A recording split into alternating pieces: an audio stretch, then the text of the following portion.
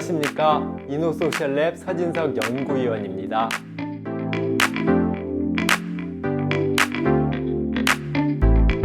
인권경영 제2강, 이번 시간에는 인권경영이 무엇인지 그 개념에 대해서 한번 알아보도록 하겠습니다.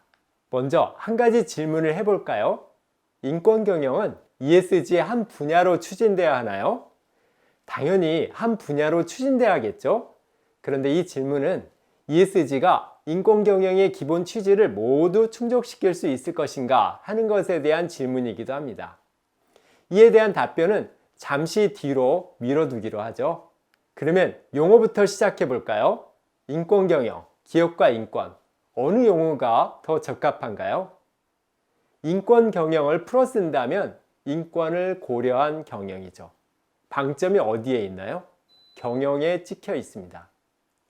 인권 경영은 인권 문제가 기업에 미치는 부정적 재무적 영향을 관리하는 것, 인권 리스크 관리, 그 의미가 좀 더 강합니다. 반면 두 번째 용어에서는요, 인권을 기업과 분리하여 언급하고 있습니다. 두 번째 용어에서는 인권을 인간의 당연한 권리로 접근합니다.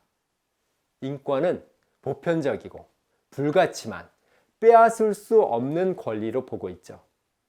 따라서 인권을 기업이 침해해서는 안 될 개인의 권리로 인식합니다. 경영을 얘기할 때도 기업이 어떻게 하면 개인의 보편적 권리를 침해하지 않을 수 있을까 하는 관점에서 기업 활동을 바라보는 거죠. 편의적으로 우리가 인권경영이라는 용어를 사용하고 있는데요. 실제 의미로는 기업과 인권, 그 의미로 사용하는 것이 좋겠습니다. 이러한 인권경영을 이중중대성 관점에서 한번 접근해 보죠. 이중중대성은 ESG 경영 시에 두 가지 중요성을 모두 고려하자는 접근인데요.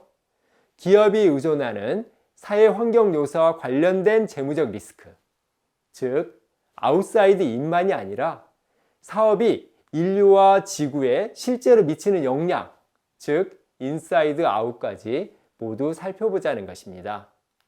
그런데 유럽의 ESG 공시는 이중 중대성을 모두 수용하고 있죠. 하지만 미국 등에서는 그렇지 않죠. 전반적으로 ESG는 일반 목적으로 장기적으로 안정적 수익을 얻기 위한 것을 지향하고 있습니다. 그래서 리스크와 기회, 이것에 주목하고 있습니다. 따라서 전반적인 ESG 공시 지표들은 기업이 의존하는 사회 환경 요소와 관련된 재무적 리스크, 즉 그림으로 보면 위쪽 화살표에 좀 더 집중하고 있습니다. 물론 인권 경영에서 리스크 예방은 목적 중에 하나입니다. 에너지 기업 쉘 사례를 볼까요? 쉘은 나이지리아의 자회사를 설립해서요, 1960년대부터 나이지리아 니제르 삼각주에서 석유를 채굴했습니다. 그런데 속류관과 유정의 기름 유출로 원주민 터전이 망가졌죠. 원주민의 생존권을 위협했고요, 환경 파괴가 극심했습니다. 1990년대부터 주민들의 격렬한 저항이 발생했죠. 그 과정에서 정부는 주민 대표를 처형하기도 하는 등 극도로 탄압해서요, 국제적으로 인권 이슈가 끊이지 않았습니다. 쉘은 인권 탄압 이슈의 한 가운데에 서 있었죠. 그래서 많은 지탄을 받아야만 했습니다. 결국 쉘은 철수를 결정했습니다. 2010년대부터 자회사 사업을 지속적으로 매각하고 있습니다. 쉘은 263개의 유정, 그리고 56개 가스정 등 모든 자산을 매각할 예정인데요. 매각이 완료되면 나이지리아에서 전면 철수할 것입니다. 쉘 사례는 인권 리스크의 대표적인 사례죠. 그런데 쉘이 인권 경영을 해야 하는 것은 쉘에게 미치는 재무적 리스크를 예방하기 위한 것인가요? 즉 그림으로 보자면 위쪽에 있는 화살표 때문인가요? 그렇지 않습니다. 인권 경영은 책임입니다. 기업은 비즈니스를 하는 과정에서 이해관계자의 인권을 존중할 책임이 있다는 것이 인권 경영의 핵심입니다. 쉘이 인권 경영을 해야 하는 것은 인간의 당연한 권리이자 빼앗을 수 없는 권리이기 때문입니다. 즉, 그림으로 보면 아래쪽 화살표의 역량을 잘 살펴야 하는 것이죠. 물론 그러한 과정이 동시에 기업의 리스크 예방 활동으로도 이어지겠죠. 다만 주 목적은 리스크 예방이 아니라는 것이죠. 다른 예를 통해서 살펴볼까요? 1990년대 분쟁 광물 이슈가 크게 부각되었죠. 1990년대 중반 이후에 10년간 콩고 민주공화국에서 내전이 일어났고요. 그 기간에 무려 500만 명 이상이 사망했습니다. 기업들은 콩고 민주공화국에서 희귀 광물을 구매했는데요. 이른바 분쟁 광물이라고 하죠. 주석, 탄탈륨, 텅스텐, 금이죠. 그리고 그 구매 대금들은 불법 무장단체들의 활동 자금줄이 되었습니다. 이에 국제사회에서 분쟁 광물에 대한 거래를 금지하자 하는 규제가 확산되었죠. 한번 생각해 볼까요? 분쟁 광물을 사용하지 않아야 하는 것은 이것이 기업 리스크로 돌아오기 때문인가요? 물론 그 이유도 있겠죠. 하지만 분쟁 광물은 심각한 인권 문제를 야기하고 있으므로 설사 기업이 리스크가 없더라도 구매하지 않아야 하는 것이죠.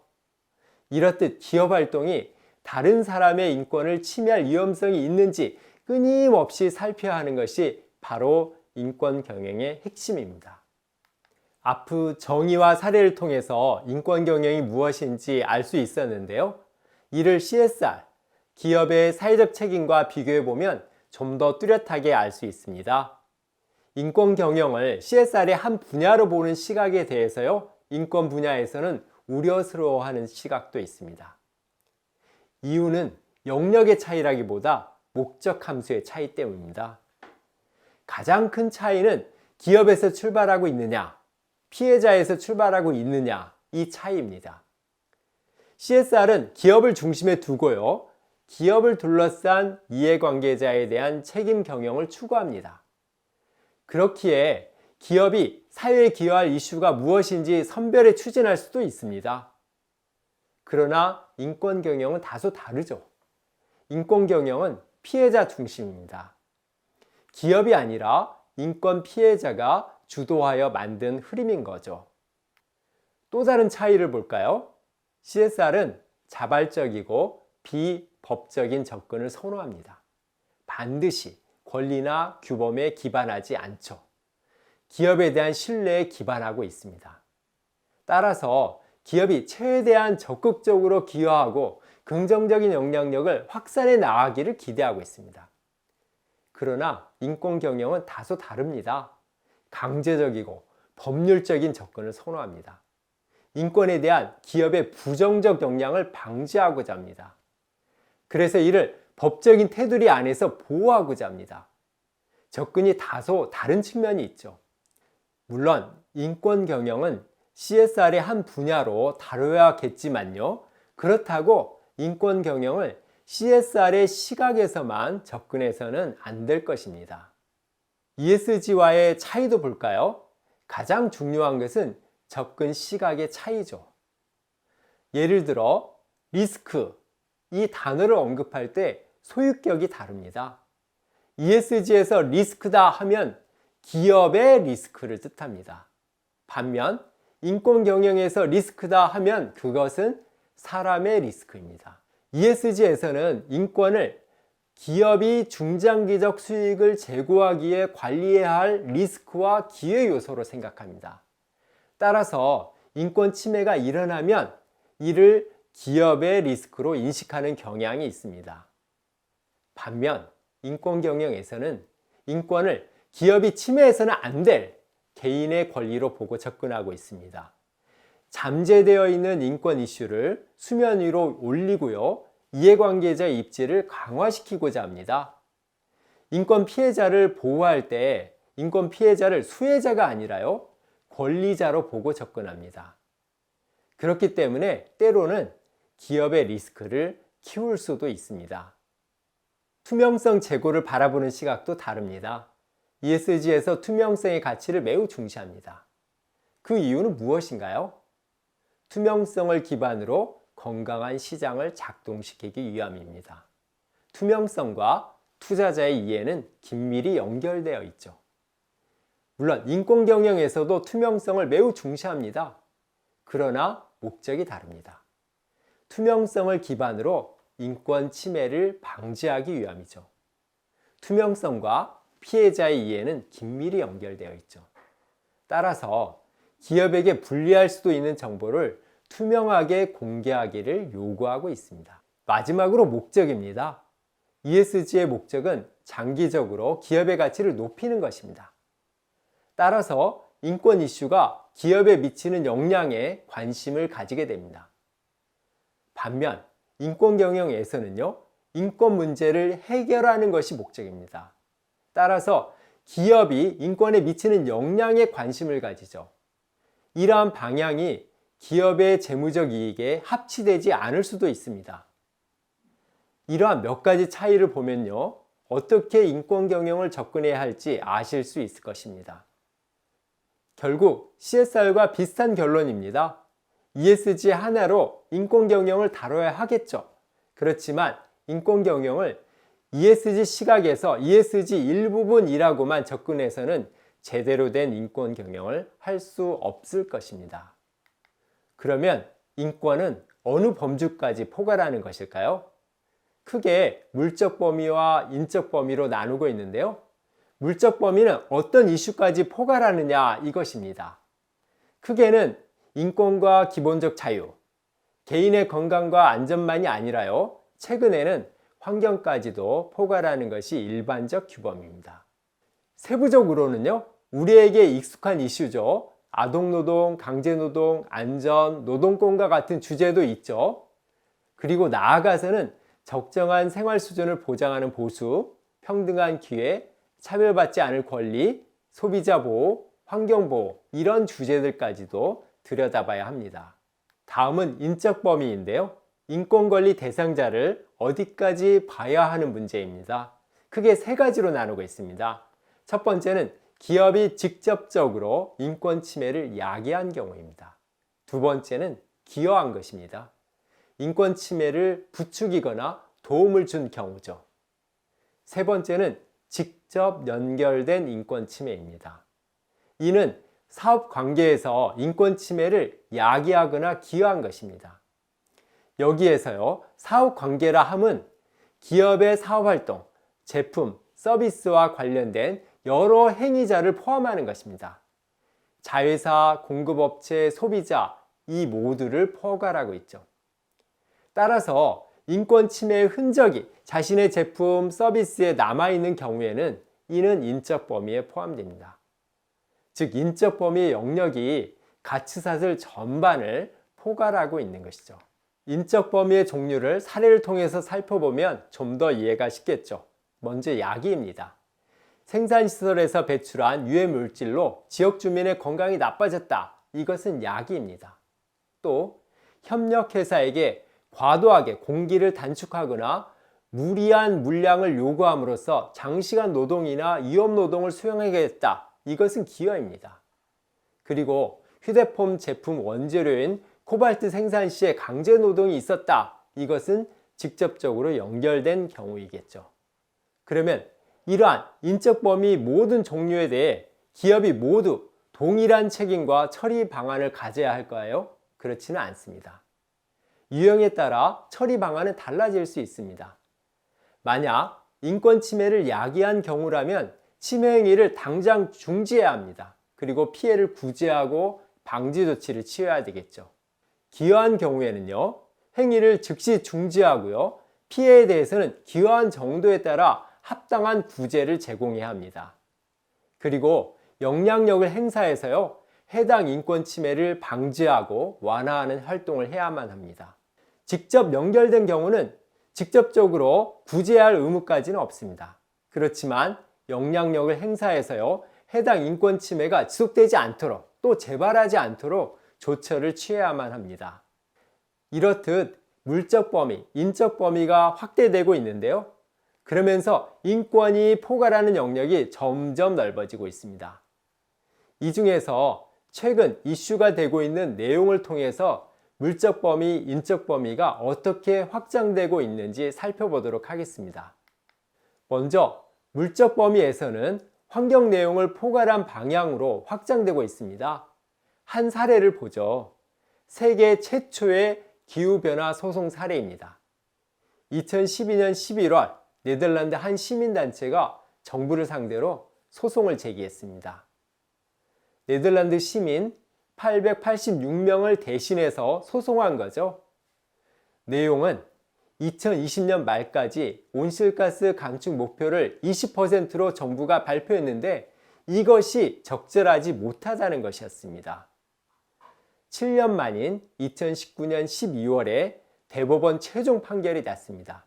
대법원은 시민 886명의 손을 들어줬습니다. 그러면서 정부는 2020년 말까지 1990년 대비 온실가스를 25% 감축해야 한다고 판결했습니다. 이 사건에서 소송의 근거가 중요합니다.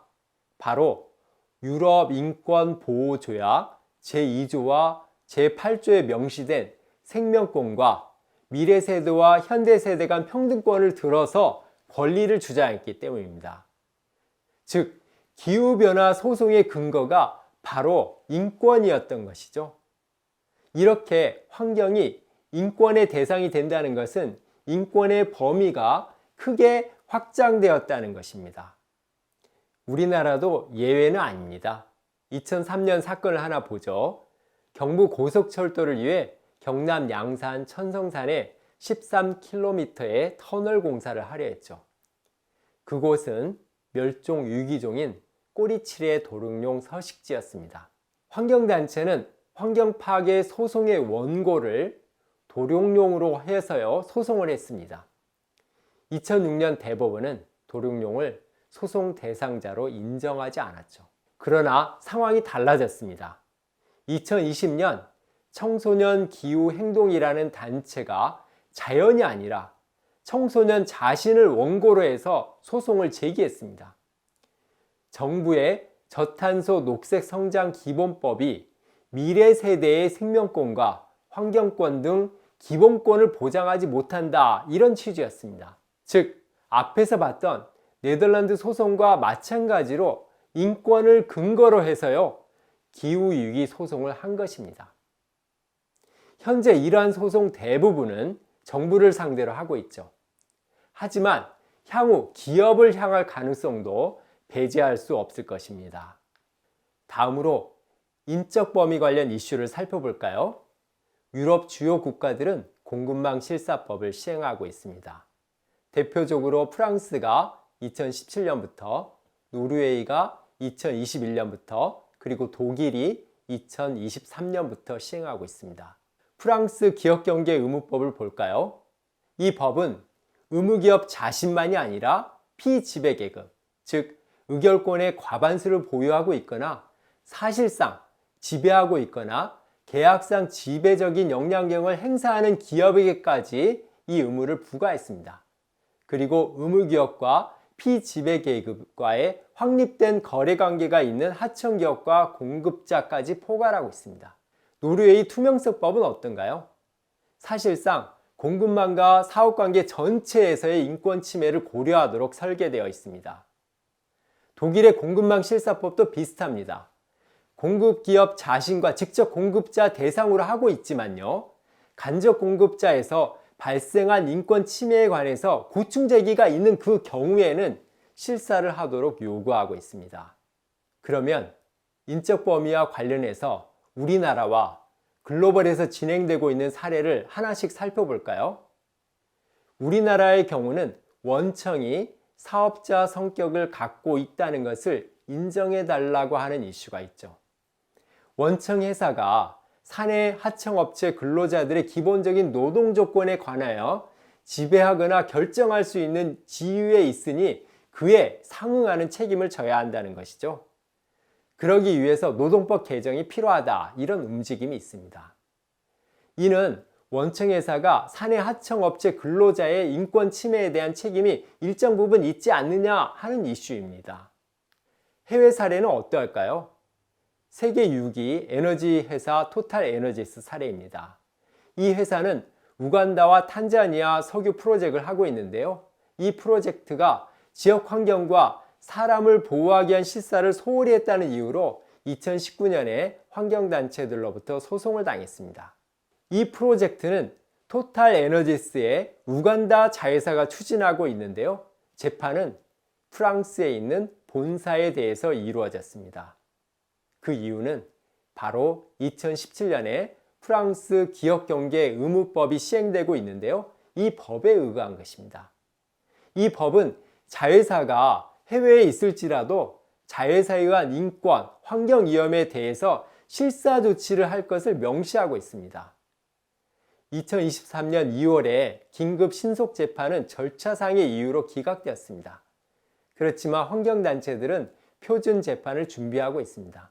이렇듯 일부 국가에서는 인권의 인적 범위가 크게 확장되고 있습니다. 어떤가요? 우리나라와 격차가 많죠. 우리나라도 국제규범의 영향을 받을 수밖에 없습니다. 그렇기 때문에 인권 경영의 범위를 확대하기 위한 노력이 필요할 것입니다. 그럼 처음의 질문으로 돌아가 볼까요? 인권 경영은 ESG의 한 분야로 추진되어야 하나요? 이미 답은 되었을 것입니다. 인권은 보편적이고 불가치만 빼앗을 수 없는 권리죠. 기업은 개인의 보편적 권리를 침해하지 않을 수 있을까 하는 관점에서 인권 경영을 해야 할 것입니다. ESG의 하나로 인권 경영을 다뤄야 하겠지만 인권 경영을 ESG 시각에서 ESG 일부분이라고만 접근해서는 제대로 된 인권 경영을 할 수 없습니다.